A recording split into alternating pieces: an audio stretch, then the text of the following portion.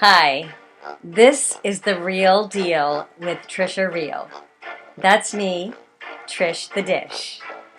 And if you're new to this astrological report, you'll see that some of the characters from my Zephram Gates books will be helping with the report.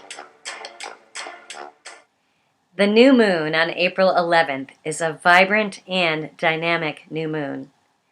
It's a real energetic shift, especially after the super emotional Pisces season we went through. The Sun, Venus, the Moon, Mercury, and Chiron will all be making a large stellium in Aries on April 10th and 11th, supporting us in our new potentials. New people and new situations are about to be part of the picture. We are planting seeds of intention, starting a new cycle, healing from the past, and returning to ourselves in a way. I had to return my Buddhist vacuum cleaner recently. Yeah, it came with no attachments. Oh, Melvin. So, the April 11th new moon also makes a supportive sextile between Mars and Jupiter. Mars in Gemini and Jupiter in Aquarius are in a harmonious trine with the new moon located right in the middle of the trine. The overall aspect is fairly auspicious. Goals can succeed due to this energetic support, giving the whole configuration a sense of divine timing. I'm Dexter Droughty, the director over at the Fiddlesticks School for Alternative Thinkers with Unusual Abilities. And the other day, I saw a divine bovine. Holy cow! Anyway, this is an excellent time to start new enterprises that require careful planning and forethought, as Jupiter in Aquarius gives us a connection to a long-term view of our future. It's a good time to settle controversies via constructive communication. Physical activity is also favored. Trust yourself and the magic of new beginnings. In the beginning, man walked on all fours. Then man met woman. And ever since, man has walked erect.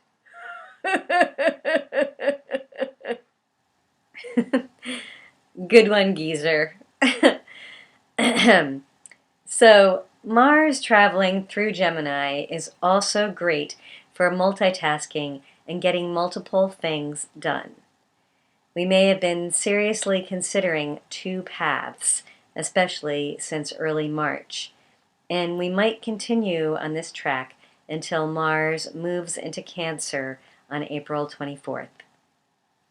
Do you know why they don't name train stations after zodiac signs? No person would ever make it past the terminal Cancer.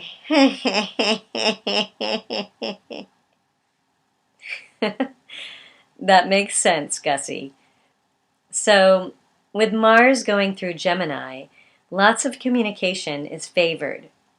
Redo or update your tech, back up your files, or learn something new.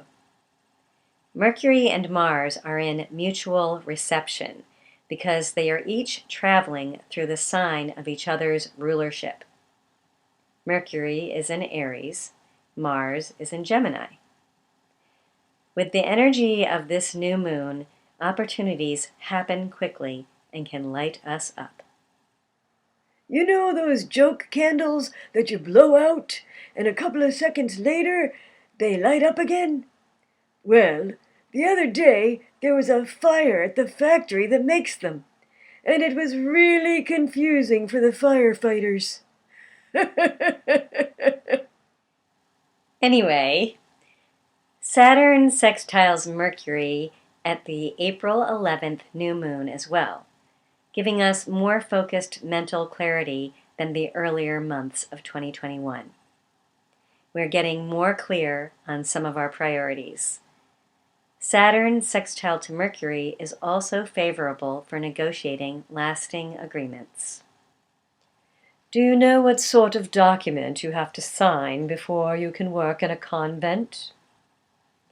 A non-disclosure agreement. So, keep in mind that all of 2021 is still quite a transition year due to the enduring stressful square between Saturn and Uranus. I'm Beatrice Bragg, the head waitress and manager over at the Stew and Chew in Havesville. If I keep stress eating at this level, the buttons on my shirt will start socially distancing from each other. I could see how that could happen, Beatrice. This epic square brings a tension between our current responsibilities and the need for something new and different. Yeah, there's nothing like relaxing on the couch after a long day of being tense on the couch. Yes. We want to embrace what's really of value to us, but we also want change. Is it the past or the future that is calling? Saturn or Uranus? Speaking of the past, I got my stimulus check on St. Patrick's Day. They call that the luck of the IRS. We are figuring out how to create needed changes and still create stability. We're looking at the long-term future, not just what we want right now, but we might continue to have feelings of restlessness. We want to break free of things that are weighing us down. I want to know, is there anything from 2020 that isn't still trying to kill us? Change feels necessary, but maintaining that which gives us comfort feels important. You know, coffins must be really comfortable, 'cause people are just dying to get in. Work with the unpredictable energy of these times. Try new things. Step outside of your normal way of operating and be a little less stubborn. Yeah, I tried that, but I lost my job at the bank on the very first day. A woman asked me to check her balance, so I pushed her over. Ha! That sounds a little too experimental, Dexter. So by April 13th, the moon conjuncts Uranus and squares Saturn. The themes of the Saturn-Uranus square are stronger on days when the moon conjuncts Uranus in Taurus or when the moon conjuncts Saturn in Aquarius. So this tension is magnified on April 13th. Yeah, and nail salons, hair salons, waxing centers, and tanning places have all been closed. It's really been getting ugly out there. Neptune in Pisces has also been squaring Mars and Gemini. So uncovering the truth or seeing the truth in these very unusual times has been tricky. There's been a lot of gray area to sift through. People may be prone to believing things that are more in line with their previous belief systems. Others could be delusional in the face of substantiated facts. We are all needing to sift through a myriad of information, some of it contradicting other info. I'll tell you a coronavirus joke now, but you'll have to wait 2 weeks to see if you got it.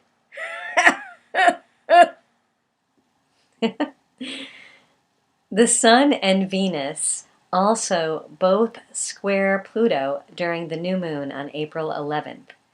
It's a kind of pressure point where a new version of ourselves is emerging. We are discovering the courage to be who we are. Keep evolving. Don't let fears of the past hold you back.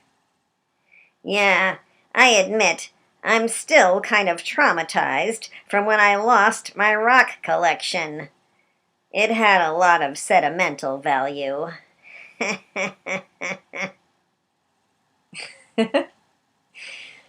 Anyway, this square between Pluto and Venus may also complicate close relationships due to the intensity of our feelings.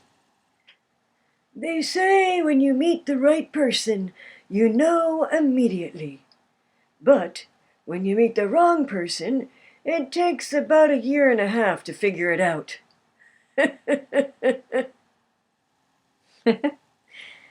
The Sun square to Pluto at this new moon also inspires us to shed some skin. We've been trudging through a dark course towards a light at the end of a very long tunnel. Yeah, I never thought the comment, "I wouldn't touch them with a 6-foot pole," would become national policy. But here we are.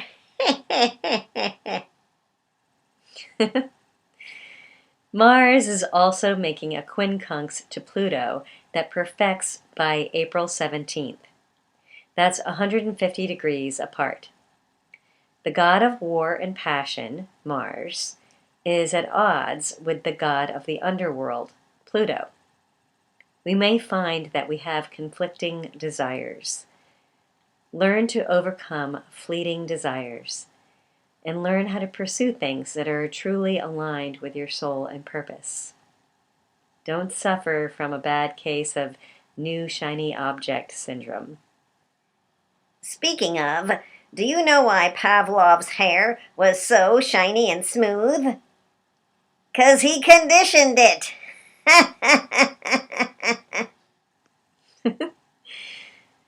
By the third week of April, the vibes change again as more planets enter sensual, comfort-seeking Taurus. The Sun, Mercury, and Venus will all be in conjunction with Uranus in Taurus. So our values will be going through quite an unusual upgrade and shift. Yeah, my values have definitely been changing. But ever since food has taken the place of sex in my life, I can't even get into my own pants. The full moon on April 26th is quite potent, as the moon will be opposite the Sun and Uranus. Changes are happening, whether we're ready or not. Don't worry. Once, when I got lost in the jungle, I luckily had a compass with me. Yeah, and then I was able to draw perfect circles with a pencil. If you enjoyed this report, or if you're interested in scheduling a reading with me, ordering an Astro poem, or learning more about the Zephram Gates series, you can communicate with me here or buy my books on Amazon or through the Zephram Gates website. Please share this video, like, and subscribe. You can also donate to my Patreon page at patreon.com/Tricia Riel or my Venmo. Links provided below. I'm Trish the Dish, and this has been The Real Deal with Tricia Riel.